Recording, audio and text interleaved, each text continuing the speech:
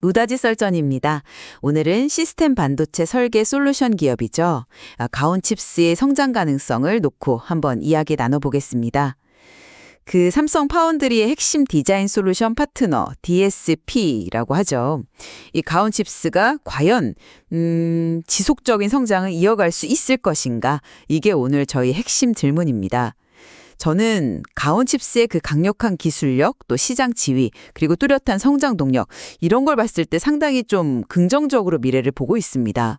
네, 저는 가온 칩스를 둘러싼 몇 가지 그 위험 요인들, 그리고 이 성장의 불확실성, 이런 부분에 좀 더 주목을 하고 있습니다. 그래서 보다 좀 신중한 관점에서 접근해야 하지 않나? 네, 그렇게 생각합니다. 우선 가온칩스는 태생부터 삼성 파운드리하고 아주 깊은 인연이 있습니다.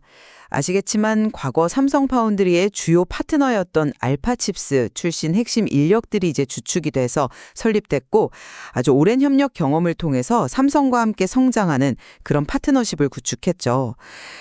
이런 배경 덕분에 아무래도 최신 공정 기술에 대한 접근성이 상당히 높다고 볼 수 있고요. 포트폴리오 측면에서도 강점이 꽤 뚜렷합니다. 현재 그 차량용 반도체, 특히 ADAS, 그러니까 첨단 운전자 보조 시스템 분야에서 한 30% 정도 비중을 차지하면서 경쟁사보다는 확실히 좀 앞선 경험을 쌓았고요.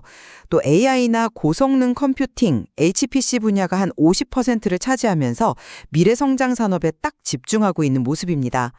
기술력은 저는 이미 입증 단계에 들어섰다고 보는데요. 업계 최초로 2나노 공정 프로젝트를 수주했고 이미 5나노 이하 최첨단 공정 비중이 절반을 넘어섰어요. 해외 시장 개척도 비교적 순조로워 보입니다. 일본에서는 이미 과제 2개를 성공적으로 수주해서 안정적인 기반을 마련했고 미국 시장에서도 내년에는 첫 수주가 좀 기대되는 그런 상황이고요. 중국에는 또 연말에 사무소 개설을 앞두고 있습니다. 여기에 국내 최다 양산 경험이라든지 또 최근에 굉장히 중요해진 어드밴스드 패키징 역량, 그리고 정부의 AI 반도체 육성 정책 수혜까지 고려하면 2025년 하반기 이후에는 뚜렷한 실적 개선과 함께 장기적인 성장세 저는 충분히 기대할 수 있다고 생각합니다. 에 대한 이 높은 의존도, 이건 분명히 양날의 검입니다. 이건 곧 삼성전자의 파운드리 사업 실적이나 혹은 전략 변화에 가온칩스의 실적이 그냥 직접적으로 연동된다는 의미 아니겠습니까? 이건 상당한 경영상의 위험 요인이 될 수 있다고 보고요. 또 그 핵심 프로젝트에서 지연 사례가 발생했다는 점, 이걸 좀 가볍게 볼 수는 없을 것 같습니다. 일본 고객사의 2나노 양산 시점이 당초 예상보다 1년이나 늦춰져서 내후년으로 미뤄졌고, 또 다른 주요 오토모티브 프로젝트 역시 1년 지연된 바가 있거든요. 이런 지연은 단순히 그냥 일정이 늦춰지는 걸 넘어서 시장의 어떤 기대치라던가 회사의 신뢰도에도 영향을 줄 수 있는 부분이죠. 그리고 미국 같은 해외 시장에서의 성과는 글쎄요, 아직 구체화되지 않았습니다. 내년에 미국 수주 기대, 이건 말 그대로 아직은 기대일 뿐이고 실제 대규모 성과로 이어질지는 조금 더 지켜봐야 할 문제라고 생각합니다. 최첨단 공정에 집중하는 전략 역시 높은 연구개발 비용과 기술적인 실패 가능성을 내포하고 있고요. 특히 엣지 AI 같이 연관된 전방 시장의 개화가 만약 예상보다 늦어진다면 성장성에 좀 제동이 걸릴 수도 있겠죠. 올해 양산 매출 비중도 작년과 비슷한 한 20% 수준에 머물 걸로 예상이 되는데, 이건 설계 중심에서 양상을 통한 본격적인 매출 성장으로 이어지는 과정이 생각보다 좀 더딜 수 있다. 네, 이건 시사한다고 봅니다. 상반기 실적이 좀 부진했던 점을 고려하면 하반기와 내년 실적 개선 역시 아직은 기대의 영역에 있다고 봐야 하지 않을까 싶습니다. 네, 그 삼성 파운드리 의존도가 높다는 점은 물론 저도 인지하고 있습니다. 하지만 이게 가온칩스에게는 안정적인 물량 확보와 또 세계 최고 수준의 공정 기술을 활용할 수 있는 강력한 기반이 되는 거거든요.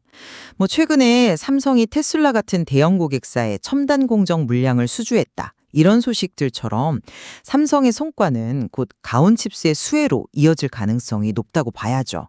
실제로 일본 고객사들이 삼성의 2나노 공정을 선택하는 걸 보면 파트너십의 긍정적인 효과는 이미 나타나고 있다고 생각합니다. 해외 사업도 마찬가지입니다.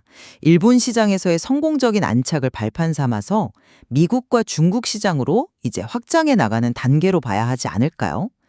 의미 있는 성과가 나오기까지는 당연히 시간이 필요한 법이니까요. 안정성 이면의 그 변동성, 그걸 간과할 수는 없다는 거죠. 삼성이 만약에 흔들리면 가온칩스도 직접 타격을 입는 구조 아닙니까? 그러니까 자체적인 성장 동력을 확보하고 고객 포트폴리오를 좀 다변화하려는 노력이 반드시 병행되어야 한다고 생각합니다. 일본의 시장에서는 아직 좀 가시적인 대규모 성과가 부족하다는 점이 저로서는 좀 아쉽고요. 특히 경쟁이 치열한 미국 시장에서 성과 도출이 혹시 지연될 가능성, 그리고 경쟁 심화에 대한 우려도 여전히 남아 있습니다. 해외 사업 확장은 조금 더 냉정하게 지켜볼 필요가 있다고 봅니다. 첨단 공정 리더십, 이게 가온칩스의 저는 대체 불가능한 경쟁력이라고 봅니다.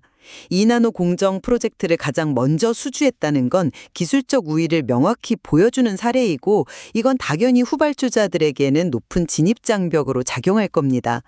그리고 단순히 특정 공정 기술뿐만 아니라 크고 복잡한 칩을 설계하고 다양한 응용 분야, 그러니까 어플리케이션에 적용해 본 경험 자체가 중요한 자산이거든요.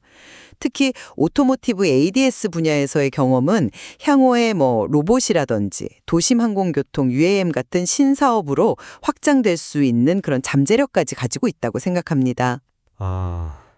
기술적 우위 자체는 저도 인정합니다.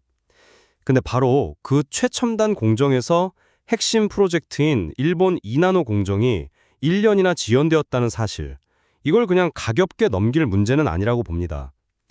이 지연이 단순히 일정 조정을 넘어서 가온칩스의 실제 양산 능력이나 프로젝트 관리 역량, 나아가서는 시장의 신뢰도에 대한 어떤 의문을 키울 수가 있거든요.